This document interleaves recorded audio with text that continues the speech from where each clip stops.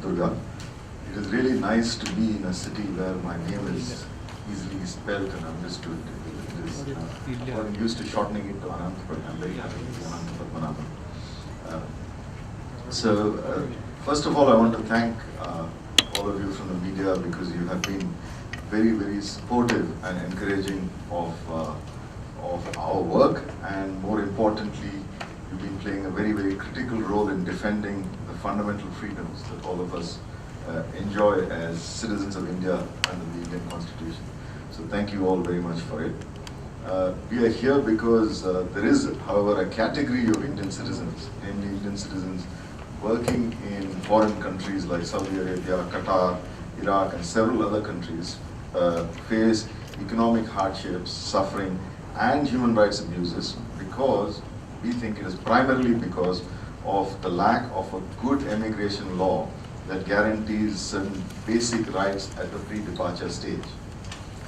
We are concerned that, as Durga was referring to it, we are concerned that 1 year after the Nithakat crisis, the government of India and several state governments, including the government of Kerala, which is among the highest migrant worker sending states, have not taken positive steps towards legislating an effective immigration law to protect the rights of Indian migrant workers. So we would like to make 4 very, very clear recommendations. Amnesty International India would like to make 4 very, very clear recommendations to the government of India. The first is to draft a new legislation to replace the Immigration Act of 1983. This new legislation should be in line with international human rights standards and Indian government's obligations to protect human rights. And it should also be aligned with progressive immigrant management systems. That's the first demand, to enact a strong law to govern immigration. The second, equally important, is to effectively regulate all recruiting actors, including recruiting agents and visa brokers. To effectively regulate all recruitment actors, that's the second demand.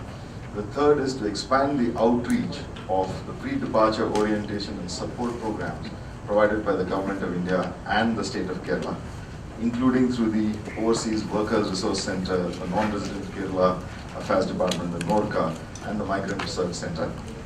And finally, improve access to remedy whenever abuses take place. Improve access to remedy by setting up a separate department with enforcement power under the Protector of Immigrants to investigate complaints of exploitation and other abuses by recruiters. The department must provide access to legal aid, information, translation services, and other services, other assistance where necessary.